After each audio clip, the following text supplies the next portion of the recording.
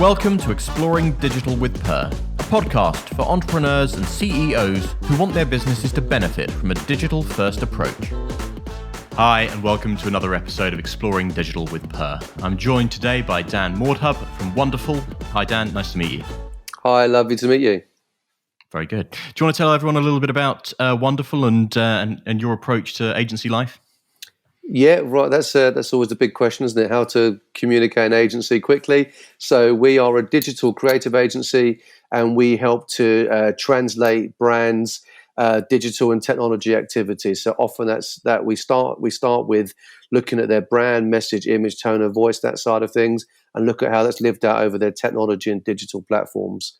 So a lot of that is sort of repositioning. A lot of that is helping to communicate in a new way to their current audiences or reaching new audiences online. So very much our mantra is fusing creativity and technology.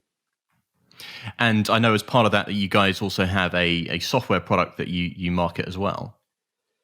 Yeah, well, we found one of the gaps we found with our clients and with us being able to support them the best way we can was actually in them being able to measure their data in a way that they understood. You know, data's become quite disparate. So you're looking at Google Analytics, you're looking at CRMs, you're looking at paid media data, your social data, looking at a whole number of different criteria. And, reports become these sort of monster, 60-page documents with all sorts of weird and wonderful graphs and charts and stats. And our clients would struggle, to understand them in a linear fashion, but also to bring it together and look at how it's actually generating results. How is their brand actually being built through all of these channels, and how are they getting results?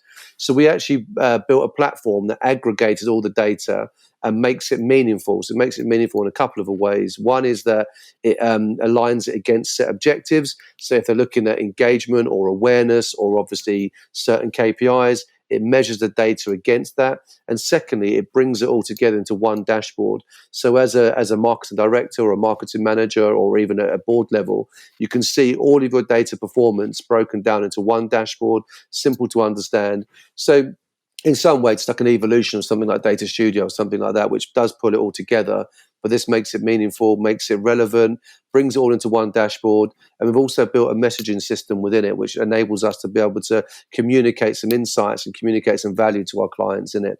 So yeah, it's called Omni BI, and it's sort of part of our service offering. Brilliant. Okay.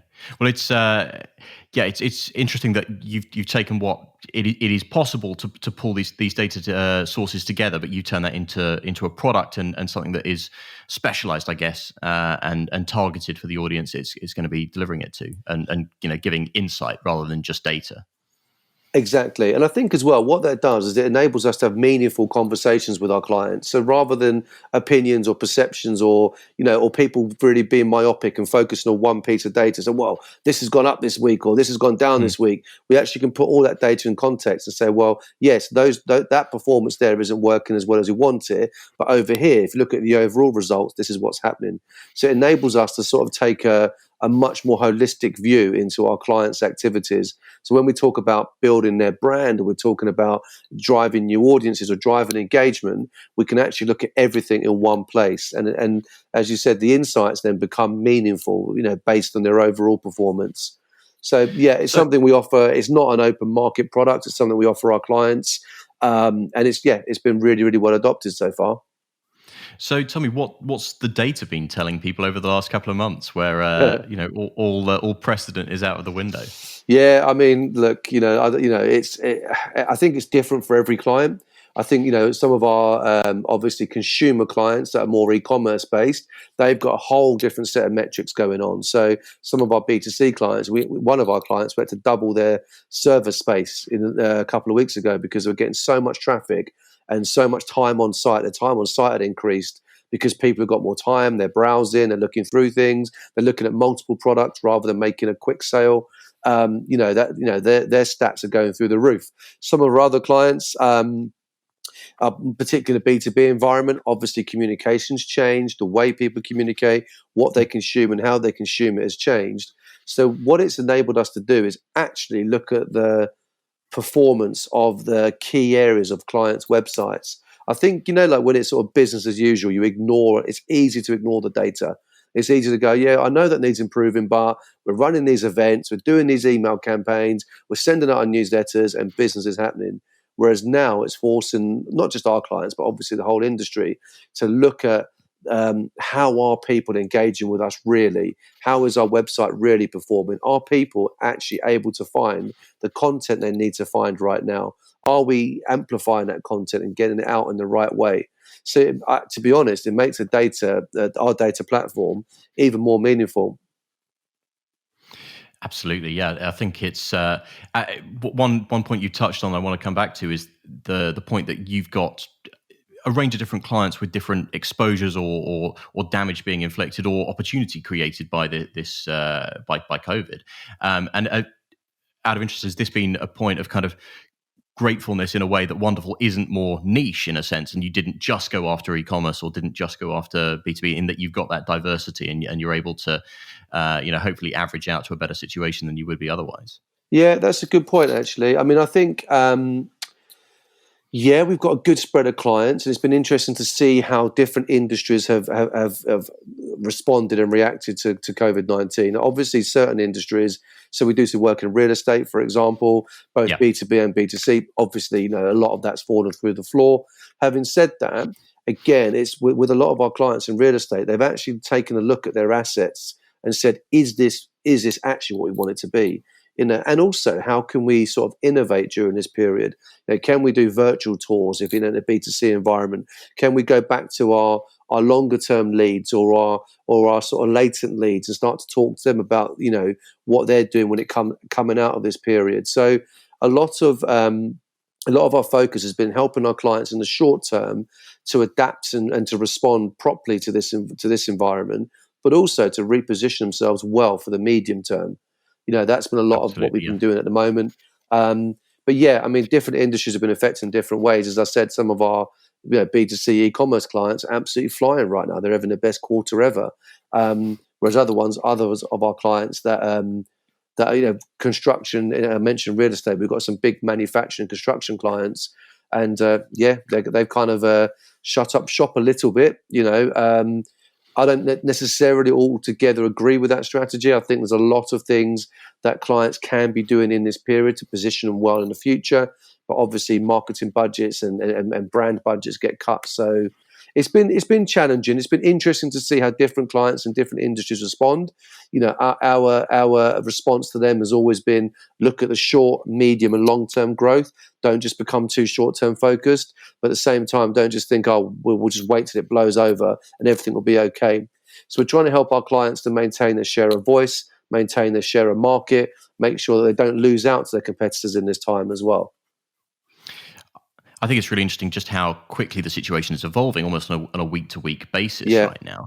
And I think, I mean, talking to some other agency owners recently, it feels as though there was an initial panic situation where budgets were being slashed, retainers paused, everyone just taking stock and holding back a little bit. Then it was almost a new phase then of, well, new business then dries up, and now we possibly getting past the peak and things are picking up a little bit more again. Do you think that's what is that a similar story that you've seen at Wonderful? Yeah, I think it's a similar story to a large extent. I think one of the frustrating points for us is we had about 4 or 5 projects in early March that are just about to be commissioned, signed off in principle, at contract stage, and they've been postponed. And it was that initial panic and that initial sort of cut the budgets. We're going to panic mode, help, help, help. But then actually, all of those projects were sort of business critical to our clients, and some of those were new clients as well.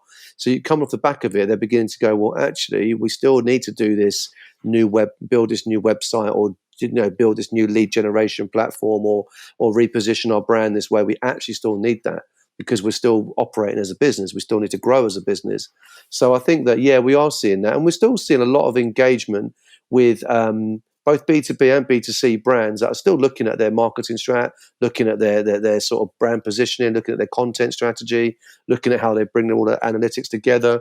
So on one level, we're still busy having new biz conversations regularly. I think people are still being honest. I think people are sort of tight with the purse strings a bit at the moment, where you want to sort of go in with a full strategy or a full proposal. We're sort of dialing it back a little bit and saying, well, look, how can we help you, in the short term, realizing that maybe medium term expenditure might get better for both you, the client, and us, the agency. So, yeah, Yeah. but there's still a lot of good conversations out there. And I think there's a lot of people that are now looking past this period rather than feeling like we're in the middle of it, as you said. Completely. And I think one area that maybe branding and strategy work is particularly exposed to in the sense of you're either doing new work for a new brand and a new strategy, or you're rebranding an existing company.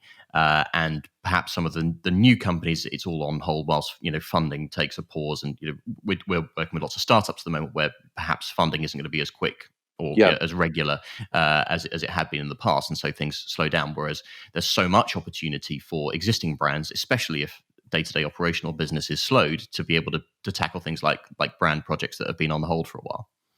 Yeah, exactly. I mean, one of our clients, for example, has been wants to create an employer brand during this time.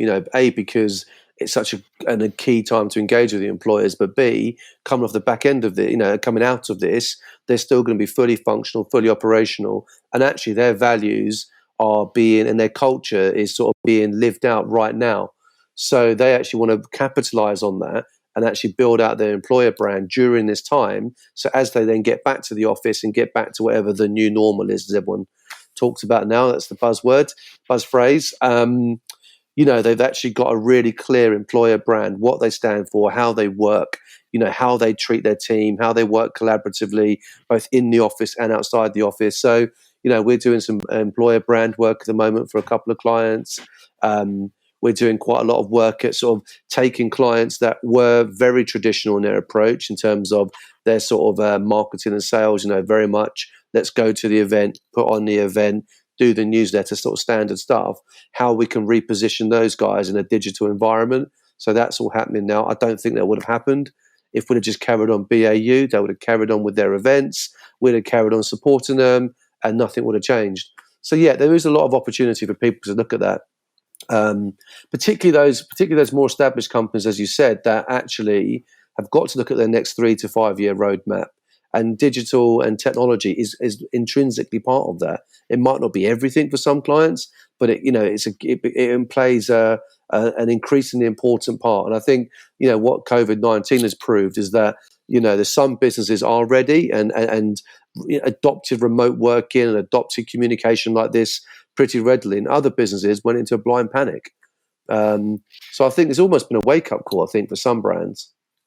What about internally? How did the change hit Wonderful in terms of working model? I mean, I guess you're exposed in two ways. One, you're an agency owner with staff in an office, and two, you took the step that lots of agency owners do, which is, well, for once, I'll get more office space than I need that I can grow into, and so I'll sublet some. So you're both a landlord and an agency owner. So what were the kind of personal or internal struggles that you faced just dealing with those sides of it? Yeah, I don't. This could turn into a counselling session quite quickly, because I mean, we just we have opened up a co-working and sort of accelerator space called the Wonder Hub, which is based just south of London in Kent. And you spend a long time, don't you, building a brand, engaging with the audiences, doing all the right stuff, and then obviously then everyone has to go work from home, and the whole game changes. So I think it's, as an agency, it's forced us to really look at even our value proposition. Are we adding value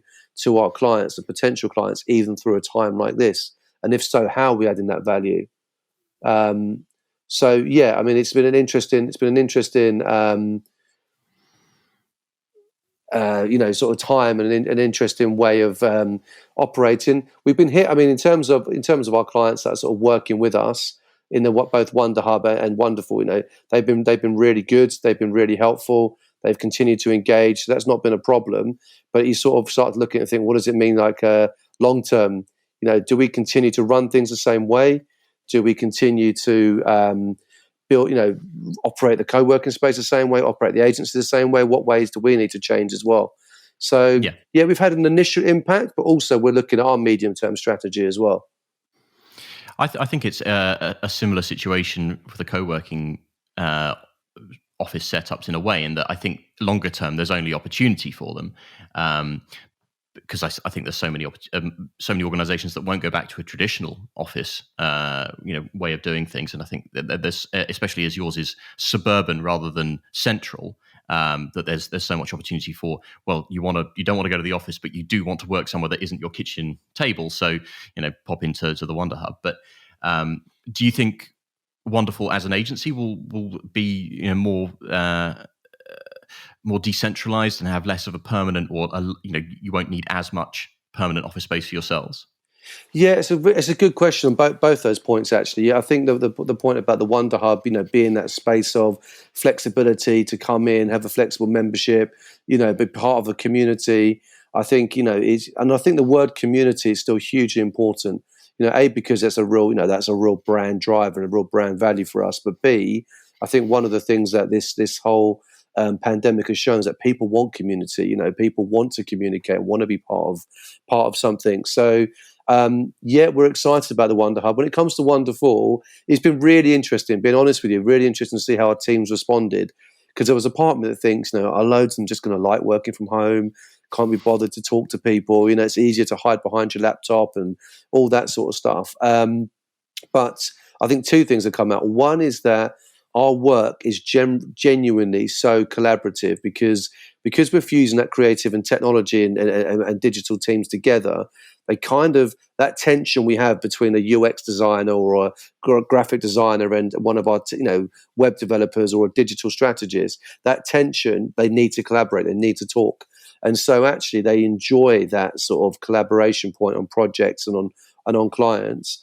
And then number two is I think that actually the culture we have where, we enjoy being together. We try and create that environment where people want to come to work, whatever coming to work means. They want to be there. They want to be part of the team. They want to engage with the soft side of it, the banter and what did you do at the weekend and that side of it. So I think we're very much sort of analysing. What does that mean moving forward? I think in reality, what sort of interim solutions have you put in place for both of those things, for the collaboration, but also the softer side? What's worked for you so far? A lot. I mean, there's no shortcut in. There's no shortcut in the fact that you're hiding behind a video, right? So you can't try and have business as normal. But we do a lot every morning. We have our scrum, which is a sort of standard process. But then every afternoon we have a touch-in meeting as well, see how people are doing, see what they're what they're up to. But then also breaking that down outside of just one big company meeting, breaking it down into teams. So we're doing a lot of work at finding out how people are doing, how their mental health is doing, how they're are they feeling isolated. So we're sort of doing a lot of smaller, sharper, quicker meetings as well, just to check in with each other. And then, we've been doing things like on Fridays, we have like a Friday quiz. So that's gone really well. And just things that are just very much team building and team engagement. So, one of the guys, his daughter did like a little NHS video. We put that around the whole company, put that out on social and really bigged it up. So actually just trying to be people working with people rather than just being the MD of the company and his directors with the company. We're just being more human, I think, is a real bonus coming out of this, actually. Absolutely, yeah, and I think it's almost a shame that people didn't put the level of effort into just checking on people's sort of day-to-day well-being and mental health that they're now doing. It's kind of sad that it's taken a public health crisis to make people go, oh, how is that person feeling on a day-to-day basis? And that's only a positive thing that we can take out of it, I guess. I think so. Yeah, I mean, absolutely. I think and for me, I think it's been a real check of your values as well. Like, do you really value what you say you value? Because if you do it outside the office anyway. So for us, if we value collaboration as a real key again brand driver for us, then we should be able to collaborate in any environment. It might be it might be harder and a bit more awkward, but we should still be doing it. And yeah, I've been really, really proud of the way the team have adopted that. It's been good. I think the other interesting point, that because you mentioned earlier you're working with a company on their employer brand, and you think there are so many company company brands or company values that aren't necessarily aligned with this. And so things like transparency are suddenly so much more important, especially for companies where they're having to have difficult discussions with their staff about, well, wages aren't going to be what they were, or they're going to be delayed, or, this is the true financial situation of the company as a result of a crisis. And so traditionally, these are the sort of things that companies didn't necessarily share with employees. And if they did, it was a very kind of cotton-wooled one for valid reasons in some cases. But I think that it's an entirely new landscape in terms of what you are happy to share. I know, it's funny, isn't it? I mean, and that's the case even with clients. All of a sudden, you're seeing clients in their bedrooms, or wherever you're seeing them, and they kind of like you would, or in their in their office, in their sort of front room, and you have honest conversations, don't you? You start to actually talk much more honestly about certain things that, again, you probably wouldn't have spoken about if you were just in the office. So it's been interesting to see, even see clients in a new light as well, and be more honest about budgets and talk about finances. So yeah, again, I think honesty, is that a good thing that's come out of this? I know honesty is a good thing, but actually people being honest and people being real, that could be a really big. And I wonder, is that going to impact client and agency relationships? Are we going to start to go back to being honest with each other and say, look, I haven't got the budget for this, or as an agency, we go back and say, you can't get this for the budget that you want. We just can't do it. Maybe honesty is going to be a real thing that comes out of it. And do you think that's something that you can? Is there anything coming out of this that you'll rebuild into your processes or into Omni BI? You'll kind of go, as a result, this is our new process, our new methodology. We've made these refinements, or do you think the way you used to work is still going to be? It's going to be consistent? No, I think we will. We will definitely shift relevant parts of our process in terms of client service, even in terms of new business, to reflect some of the things that have happened in the last couple of months, and also to reflect, positively the way we want to do things in the future. So, we're already beginning to have that conversation and say, well, what does coming, the new normal, as I mentioned earlier, what does that sort of mean for us? How does that actually look for us? So no, we are going to address that, look at that. Yeah, absolutely. I mean, I think there's so much that you've already touched on in terms of the opportunity for business, the other side of this, and yes, there are challenges that go with it, and it's how do you update your model in the light of a new worldview and a new global environment, economically, socially, all those sorts of things, and. It's funny, so many, including us as an agency, agencies that had just gone through a brand repositioning exercise, everyone's book's just been torn up. And whatever your positioning was, it's now wrong. It's all totally wrong. So that for branding in particular, there's such an opportunity, I guess. Yeah, there is, and it's sort of working out, with our, with brands, like sort of not only what's wrong, but what's right. What is right about what they do now and what they want to do in the future and how they want to be positioned. It's they're kind of like the hard questions to ask and answer, during a time like this. But at the end of the day, we spoke about this earlier, that we are going to come out of this period. There are going to be brands that will come out with a clear message, clear tone of voice, ready to service their clients and customers in the right way.